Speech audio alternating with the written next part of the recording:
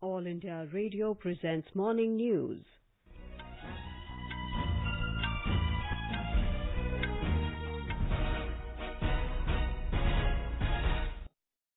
Good morning, I'm Valsa Williams.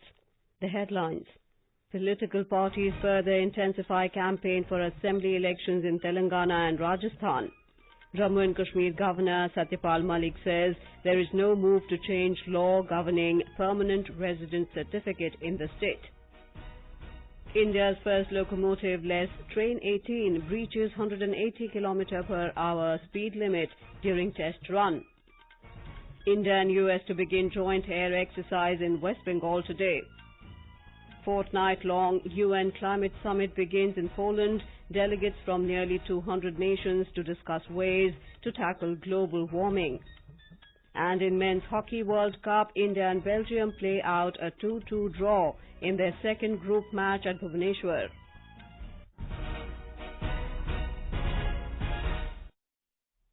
Political parties have further intensified their campaign for assembly elections in Rajasthan and Telangana. Both the states will go to polls on Friday. In Rajasthan, top leaders of different political parties are holding public meetings to woo the voters. Prime Minister Narendra Modi will address an election rally in Jodhpur today. More from our correspondent. Besides the Prime Minister rally, BJP President Amit Shah will address 4 public meetings today. Other BJP leaders including Chief Minister Vasundhara Raje, Rajnath Singh, Nitin Gadkari, Yogi Adityanath and Smriti Irani will also be campaigning at several places. From the Congress, former Chief Minister Ashok Gehlot, Sachin Pilot, Ahmed Patel, Jyotiraditya Scindia and Navjot Singh Sidhu will be holding election rallies to win the voters. BSP Chief Mayawati will also be campaigning today. Jitendra Dwivedi, AIR News, Jaipur. In Telangana, the Prime Minister will address a public meeting in Hyderabad. Other senior BJP leaders, as well as Congress President Rahul Gandhi, TRS Chief K. Chandrasekhar Rao and AIMIM President Asaduddin Owaisi will also address rallies at different places. Our correspondent has filed this report. All arrangements have been made at the LB Stadium in Hyderabad for Prime Minister Narendra Modi's second and last leg of campaigning in Telangana. He will address a public meeting this evening. Congress President Rahul Gandhi will address election rallies at Gadwal and Tandoor today. TRS Chief K. Chandrasekhar Rao will be campaigning at Sattupalli, Madura, Kodad, Huzurnagar, Miryalguda and Nalgonda constituencies. Lakshmi, AIR News, Hyderabad. Jammu and Kashmir Governor Satya Malik has asserted that there is no move to effect any change in the Act governing the Permanent Residence Certificate (PRC) in the state. Mr. Malik said it is an integral part of the legal structure of Jammu and Kashmir and there is no attempt whatsoever to tamper with this law. He clarified that the state government is seeking comments from people for hassle-free issuance of the certificates to the genuine residents, as many applicants face avoidable difficulties in getting a PRC within the stipulated time frame due to a variety of procedural reasons. Mr. Malik said this is a routine administrative matter and unnecessary meaning should not be attached to it. Article 35A of the Constitution empowers the Jammu and Kashmir Assembly to define permanent residents of the state who are eligible for special rights and privileges which the legislature can provide. Still with the state, an encounter broke out between security forces and terrorists at village Sangran of Imam Sahib in Shoppian district early this morning. The gunfight started after security forces launched cordon and search operation following input about the presence of terrorists in the area. As the security forces zeroed in on the suspected area, the hiding terrorists opened fire leading to the encounter. Security forces said at least 3 terrorists are believed to be trapped in the residential area.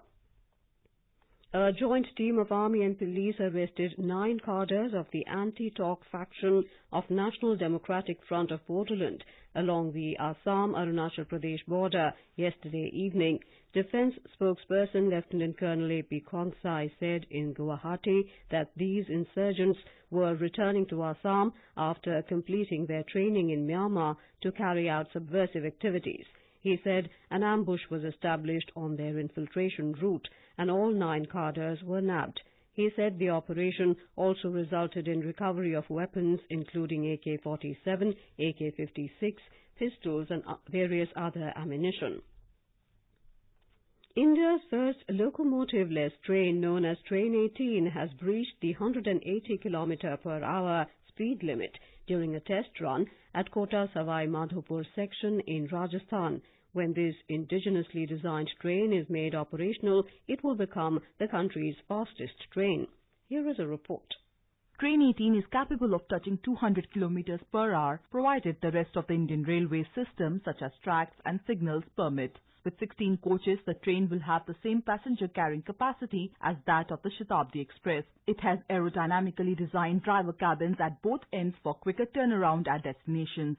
The train also sports an advanced regenerative braking system which saves power. The fully air-conditioned train offers better passenger comfort and safety as all equipment are fixed under the carriage so that more space is available on board. S. Mani, General Manager of Integral Coach Factory that has manufactured the train, expressed hope that Train 18 will commence its commercial run from next month. Satya, News Desk. The joint exercise between Indian Air Force and United States Air Force will begin today. The 12-day exercise, Ex-Scope India 2018, has been planned at Kolaikunda and Panagarh Air Force Base in West Bengal. Our correspondent has the details. The aim of the exercise is to provide operational exposure and undertake mutual exchange of best practices towards enhancing operational capability. It will be the fourth edition in the series of bilateral joint exercise held by the air forces of the two nations, which is conducted in India. The COPE India exercise is being held after a gap of 8 years, with the last one having taken place in 2010. The US has sent a fleet of F-15 and C-130H military aircraft. The Indian Air Force is participating with the Sukhoi Su-30 MKI, Jaguar, Mirage 2000, IL-78, C-130J and Airborne Warning and Control System aircraft. Unpermished, AR News, Delhi. Delegates from nearly 200 nations began 2 weeks of talks to tackle deep political divisions at the most important United Nations meeting in Poland on global warming since the landmark 2015 Paris deal to shift away from fossil fuels. Fijian Prime Minister Frank Bainimarama declared the UN Climate Summit open at Katowice yesterday. He handed over the presidency of the talks to Poland's Deputy Environment Minister Michał Kurtyka. The COP24 Climate Summit will see nations try to agree on ways of implementing the promises they made in the 2015 Paris Treaty to limit temperature rises to avert runaway global warming. Environment Minister Dr. Harshvardhan is leading the Indian delegation at the conference. The government said the conference is crucial for India and the country is committed to fighting climate change constructively. Talking to AIR Environment Secretary C.K. Mishra said, The COP24 is extremely important for us and also for the world. We will also expect that our concern of climate justice, which our Prime Minister has been reiterating, is taken care of. In our negotiations, we will try and touch on issues of differentiation, which is our concern, on issues of finance, on adaptation and loss and damages. But we will play a very constructive role in trying to see that the world comes to an agreement at the COP24 at Katowice.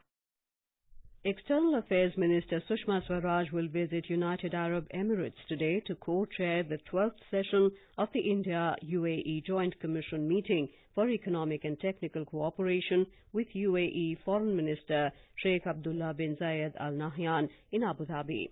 Our correspondent has the details.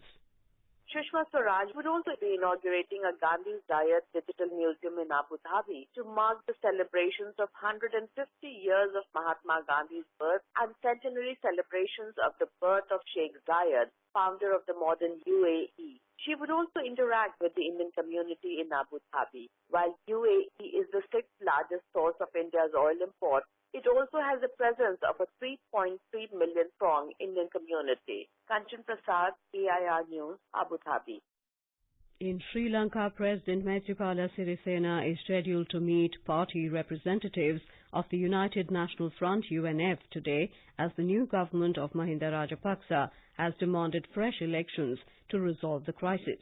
The meeting this evening is aimed at finding a solution to the over a month-long political crisis. Here is a report from our correspondent.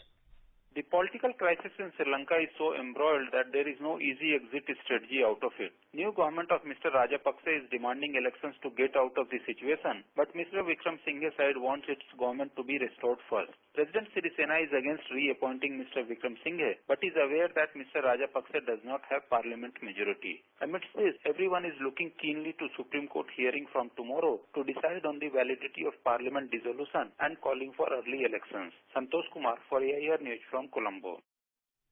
French President Emmanuel Macron has led an emergency meeting in Paris after anti-government protests left more than 260 people injured and widespread destruction around the capital.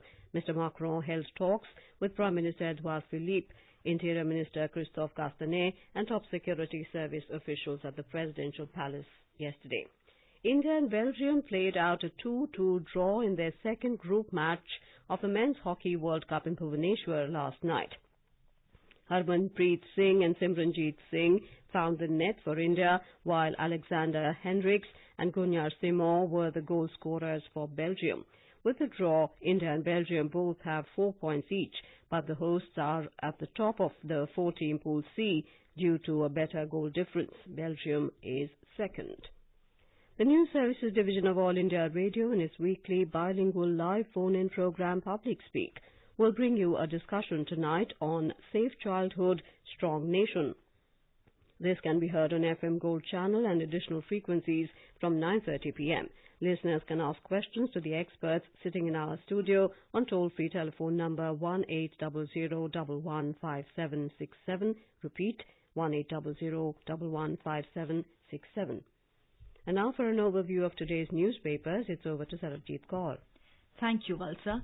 Newspapers carry different leads this morning. High stakes for India as key climate meet begins is the headline in the Hindustan Times. The paper observes as G20 remains mum on climate, action shifts to COP24 in Poland. US-China decide to hold off fresh tariffs for 90 days, leads the Hindu. Trump-Xi agree on temporary truce in bid to contain trade war on the sidelines of the G20 summit, states the Business Standard. Pakistan can seek our help if it can't fight terror, the Hindustan Times quotes Home Minister Rajnath Singh. Terror is the issue, not Kashmir, the Asian Age cites him. In its lead on the Nirav Modi scam, the Indian Express writes, IT report waved red flags 8 months earlier was not shared on an income tax investigation report highlighting bogus purchases and overvaluation of stocks. The paper states, delayed sharing of information left escape route open. RBI likely to hold rates, give fillip to GDP growth, highlights DNA Money. EC admits to 1-hour blackout at Madhya Pradesh EVM strong room due to an unprecedented power cut on Friday amid concerns over the security of electronic voting machines is a front page story in the Pioneer. Maharashtra allows citizens to inspect government records under RTI for 2 hours every Monday, reports the Indian Express. 25 crore rupees from 100 lockers seized in anti-Hawala raid in Chandni Chowk, reports the Pioneer. Mercury below 10 degrees Celsius for the first time this season, observes the Hindustan Times. And finally, yoga a must for all inmates of Tihar from January 1, Mail Today notes. Tihar inmates will now bend and stretch from New Year Day. And with that, it's back to you, Valsa. Thank you, Sarabjit. And now before we end the bulletin, the headlines once again. Political parties further intensify campaign for assembly elections in Telangana and Rajasthan. Jammu and Kashmir Governor Satya Malik says there is no move to change law governing permanent residence certificate in the state. India's first locomotive-less train 18 reaches 180 km/h speed limit during test run. India and US to begin joint air exercise in West Bengal today. Fortnight-long UN climate summit begins in Poland. Delegates from nearly 200 nations to discuss ways to tackle global warming. And in Men's Hockey World Cup, India and Belgium play out a 2-2 draw in their second group match at Bhubaneswar. With that, we end the morning news. Have a nice day.